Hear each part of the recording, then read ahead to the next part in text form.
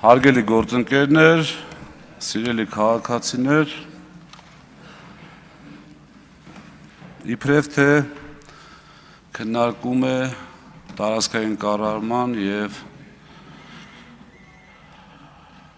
շրջակա միջավայրի պաշտպանության նախագահի հանձնաժողովի նախագահի հարցը, բայց այստեղ խոսում են ամեն ինչից բացի բուն թեմայից։ Պարոն Վարդևանյանը հիշեց մեր հերոսներին, ես ուզում եմ շատ կարճ անդրադարձ կատարեմ մի իշխանության օրոք, որի ժամանակ թիվը չասեմ, հաշվի առնելով մեր բոլորի հորդոր անունները ցանկով հրապարակել, որ չասեք բազմաթիվ թվեր են հնչում, որևէ պատասխանություն համենայն դեպս մինչև այժմ չկրած իշխանությունը խոսում է ամեն ինչից բացի դրանից։ Իմիջիայլոց ոչ թե իմիջիայլոց, այլ այսօր իմ լավ ընկեր, մեր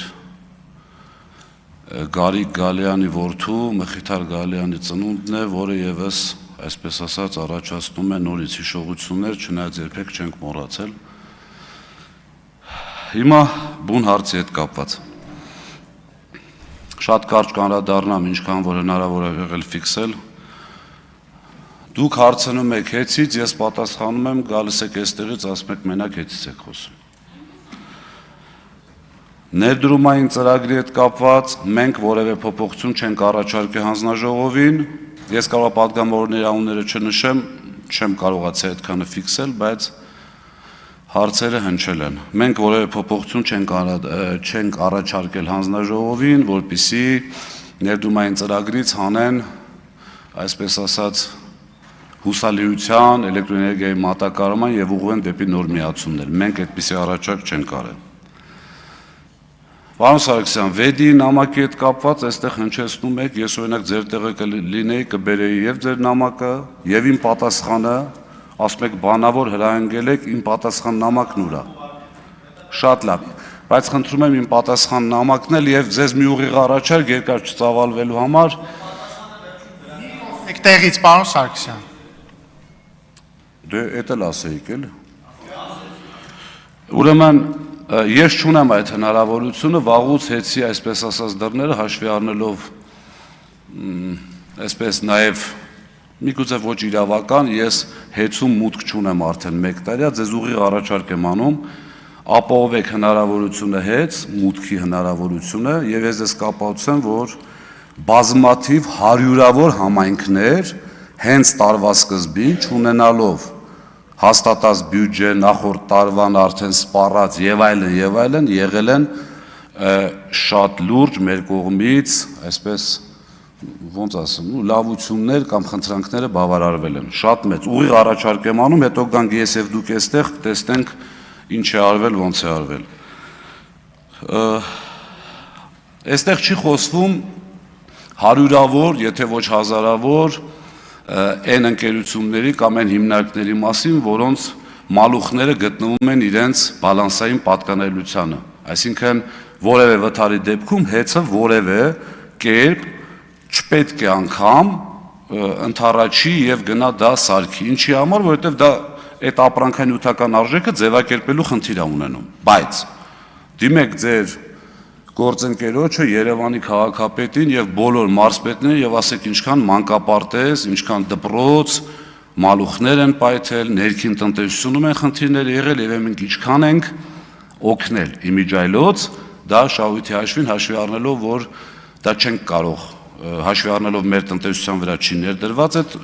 ապրանքային նյութական արժեքները մենք չենք կարող դա անել։ Իմիջիայլոց այդ որ ասում եք Վոլյուսը չգիտեմ ինչ արեց, եկեք իրար հետ եթե ուզում եք պատտվենք, տեսեք, որ շատ գծեր եւ 110, 35 եւ 10,000-ի գծեր անցնում են հենց արոտավայրերի վրայով։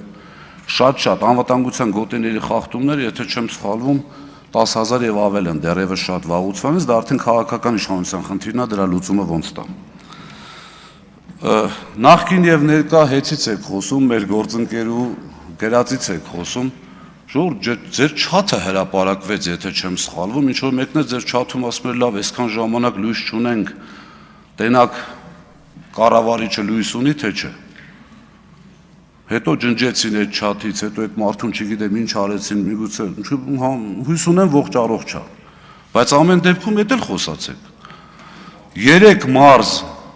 ճշտեք կիմանաք կա այդ թեման, 3 մարզ ամբողջովին հոսանքազրկումը, դուք ստե գալի ասում եք հեցի ժամանակ, ինչ որ միտեղ հոսանքա գնացել, մեր ժամանակ։ Լուրջ չի, հիմա մի փոքրիկ օրինակ բերեմ, մեր համագյուղացի, այսպես գյուղի ժողովրդի համար ասեմ, հիմա պատկերացրեք,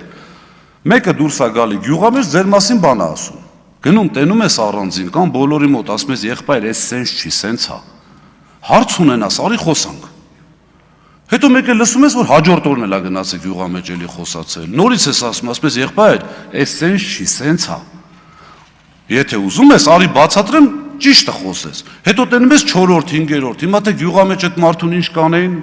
այդ արդեն թողում եմ ձեզ, դուք երևի ավելի լավ պատկերացնեք։ Ուրեմն իրապա մարմինին հանձնելու հետ կապված մի դեպք կա իմիջիալոց ձեր մարզում, ուղղակի ազգանունը չտամ, եթե կարիք լինի կտամ։ Մոտարապես 7-8 տարի, այսպես ասած, այս մարդուն հոսանք գողանալուց բռնում էինք, ուղարկում էինք քննչական, տանում էին գործային հարություն վրեն, գնում էր դատարան, ասում էին բերեք փորձաքննության անկախ փորձագետի եզրակացություն, որ ինքը 501,000-ի հոսանքա գողացել։ Բայց արդեն կառավարության որոշման հիման վրա երևի մի 30-40 միլիոնի ակտեր գրվի այդ մարդու վրա, հնարավոր չէր հոսանքա անջատել։ Ոչ մի փորձագիտական կենտրոն չտվեց այդ եզրակացությունը ուղիղ։ Էդ էլ այն հարցի պատասխանը, թե ինչի դուք չեք դիմել։ Հարյուրավոր մարդկանց, ես իմիջիայլոց ձեզ մի բան ասեմ, ձեր վարության անդամ գործընկերը չեմ մանում, ինչ խնդիր ունի ձեր հետ, որ այսպիսի թույլ հարցեր տվեց ձեզ, որպեսզի թույլ հարցերին անդրադառնաք։ Ի պատիվ պարոն Սարիկ Մինասյանի ասած ես չեմ ասում հավելագրում եք արել։ Ընդունում եմ, որովհետև մարդը աշխատել է, պատկերացրել է, որ իր ժամանակել է եղել։ Ոնց գա ստեղ ասի, իմ ժամանակ հավելագրում ա եղել, բայց Ղազինյան Դավիթ, դու դրա մեջ փայուն էիր, ես ու Ռոմանոսը ներողություն եմ խնդրում, ես ու կառավարիչը չունեինք։ Չի կարա, չէ՞ մարդը գա ասի։ Դրա համար ասում եմ ի պատիվ իրեն։ Հաջորդը Տիկին Բաղդասարյան, երբևէ ինդուլգենցիայի ակնկալիք չեմ ունեցել, ես հպարտանում եմ իմ ծնողով եւ ոչ միայն ես, երբևէ, ինչպես պարոն Քոչարյանն ասեց, սենց թենենց դատախազը գալու է ձեր հետևից, դե երևի քաղաքական թիմը ավելի լավ գիտի, ենթադրում եմ, որ ավելի լավ գիտի գալու է թե չէ, դա այսօրվա կառավարման պատկերն է։ Իմիջիայլոց ակադեմիկոս լինելով, պարոն Արությունյան, լինելով նախարար, այդքան ժամանակ լինելով բում, լավ չեք պատկերացնում ակադեմիկոսի ընտրությունը։ Ակադեմիկոսը ընտրվում է 2 փուլով, 1 բաժանմունքում եւ այնուհետեւ բոլոր ակադեմիկ։ Եթե պատկերացնեք, ֆակուլտետի հետ չեք կապի։ Եվ երրորդը, հնչեց գնահատական վատ հետևանքների, այսինքն իրավաբանական դպրոցի վատ հետևանքները։ Արդյոք ձեզ հետ համաձայն են փոխվարչապետը, անվտանգության խորհրդի այսօրվա քարտուղարը, գլխավոր դատախազը, արդարության նախարարը, առողջապահության նախարարը, ներքին գործերի նախարարը, SMS-ով ազատված ԲԴԽ նախագահ, արդյոք ձեզ հետ համաձայն են, որ իրենք վատ հետևանքներն են։ Մի արձագանքեք, իմիջիայլոց այդ պարոն Ռուբինյան, Այդ տեսեք իրավացի եք, հեչ ճիշտ չի, որտեղից արձագանքում են։ Դուք բավականին հեռացել եք բուական համակարգից եւ այսուհետև խնդրում եմ, որպիսի ընտանիքը չթիրախավորեք, պատասխանը կարող է լինել միգուցե քաղաքական շատ ավելի կոշտ։ Հիմա մենաշնորհի մասին եք խոսում։ Մենք ասում ենք մի հատ անուն ազգանուն տվեք, ասեք Պետրոսյան Պետրոսը ձեր որոշող մարդկանցից ասել է, այս մարդը պիտի տենդերի չմասնակցի։ Չունեք այդ անուն ազգանունը, խոսում եք Պեկի սենյակներից, կամերաներով, բերեք այդ անուն ազգանունը տվեք, ով ինչ-որ մեկ ուզեցել է տենդերին մասնակցի, մեր մոտից ինչ-որ մեկը թույլ չի տվել, կամ ասելով, կամ որևէ գործողություն անելով։ Եվ ամենակարևորը քննարկում ենք տարածքային կառավարման հիմնական, այսպես ասած, այդ հանձնաժողովը, եւ շրջակա միջավայրի բազմաթիվ գործառույթներ ունի։ Ոչ մեկ ստեղ չեկավ քաղաքական գնահատական տար, թե վարչապետը ոնց կարող է ընտրովի մարմնի ղեկավարին հետո նշանակել որպես ԺՊ։ Ոչ մեկ դրա մասին չխոսած։ Ժամանակը շատ քիչ է, ամբողջը չեմ կարող անդրադառնալ, կոչ եմ անում լինել օբյեկտիվ եւ եւս կրկնում եմ մեկ անգամ, չեմ խնդրում, որպեսզի ինձ քվեարկեք։ Շնորհակալություն, պարոն Կարապետյան, վարման կարգով հնարավոր է խոսել միայն քվեարկություններից առաջ։ Չէ, որտեղ քվեարկությունից առաջ չի։ Կարող եք գրանցվել եւ ելույթ ունենալ։ Կրթության, գիտության, մշակույթի, սպորտի եւ սփյուռքի հարցերի մշտական հանձնաժողովի նախագահի տեխնացուին ներկայացնելու համար Տիկին Մանավազյանին է խոսքը տրվում։